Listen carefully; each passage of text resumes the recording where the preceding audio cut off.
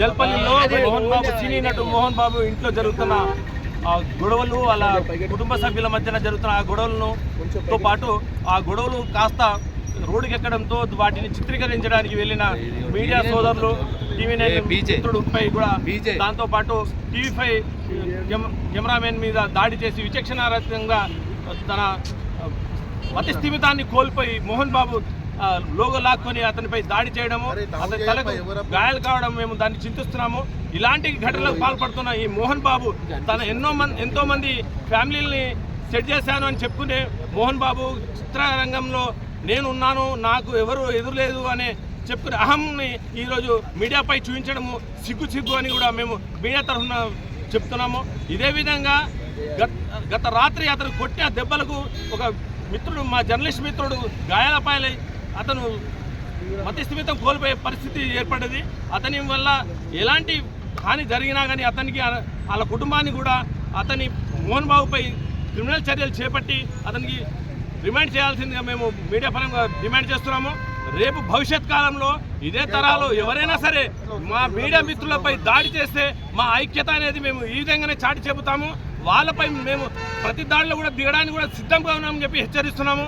ఎవరైనా సరే ఈ నియోజకవర్గ స్థాయిలో కానీ, జిల్లా స్థాయిలో కానీ, రాష్ట్ర స్థాయిలో కానీ ఎంత పెద్ద లీడర్ అయినా, ఎంత పెద్ద పేరు మోసిన మోహన్ బాబు లాంటి వ్యక్తులున్నా, ధనికులున్నా అని వాళ్ళు భయపడే వ్యక్తులం కాదు. మేము మా మీడియా స్వేచ్ఛను కాపాడుకుంటాము. మా భావ స్వేచ్ఛని ప్రభుత్వం కాపాడాలి, మాకు భద్రత కల్పించాలని చెప్పి ఈ ముఖంగా మేము వేడుకుంటున్నాము.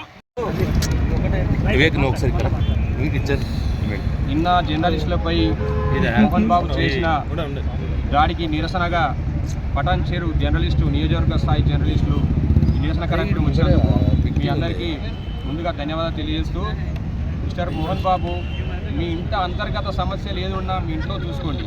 మీ ప్రెస్టేజ్ అంతా జర్నలిస్టులపై ఇతర వ్యక్త పరిస్థితి కరెక్ట్ కాదు. దీన్ని అందరు ముక్త కంఠంతో మనం ఖండిద్దాం. నువ్వు సినిమాల్లోనే రియల్ విలన్వి, అది మర్చిపోయి రియల్ కూడా విలన్ అని నువ్వు భావిస్తున్నట్టున్నావు. అది కరెక్ట్ కాదు. వెంబడే ప్రభుత్వం దీన్ని సీరియస్గా తీసుకొని అతన్ని వెంటనే అరెస్ట్ చేయాలి, కఠినమైన శిక్ష విధించాలి. ఇంతకుముందుకి గతంలో సుప్రీంకోర్టు ఆర్డర్స్ కూడా ఉన్నాయి. ఒక జర్నలిస్టు వాళ్ళ జోలికి వెళ్తే ఏమైనా ఇబ్బందులు పడతాయి అనేది అందరికీ తెలిసిన విషయమే. ఇప్పటికైనా ఇలాంటి దాడులు అనేది మంచి సంస్కృతి కాదు. పూర్తి లోకం, జర్నలిస్ట్ లోకం మొత్తం పూర్తిగా దీన్ని ఖండిస్తుంది. పటాన్చేరు జర్నలిస్టుల తరఫున కూడా మేము ఖండిస్తున్నాం.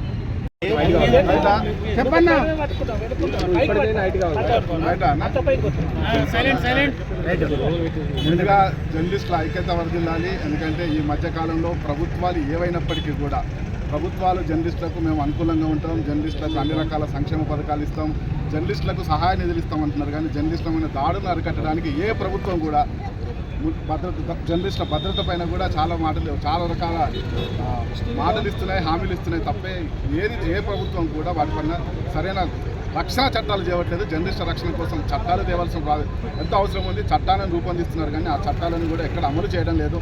ముఖ్యంగా చూస్తే సినీ యాక్టర్లు కూడా చాలాసార్లు చూసాం మనం.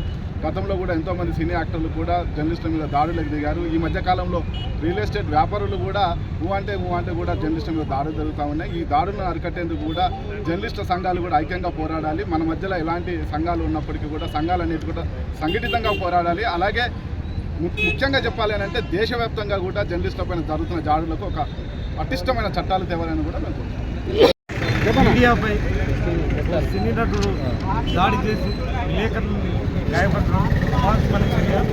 దీన్ని పటాన్చెరు జర్నలిస్ట్ ఖండిస్తుంది. వాస్తవానికి జర్నలిస్టులు అనేవాళ్ళు ప్రపంచానికి తెలియజేయడానికి కోసం వెళ్తుంటారు. అటువంటి విధులు నిర్వహించే వాళ్ళ పైన ఒక సినీ నటుడుగా ఒక అహంకారంతో దాడి చేయడం అనే దాన్ని ఎవరు కూడా దాన్ని అంటే ఎవరు దాన్ని ఉపేక్షించరు. దీనిపై రాష్ట్ర ప్రభుత్వం కఠినమైన చర్యలు తీసుకుని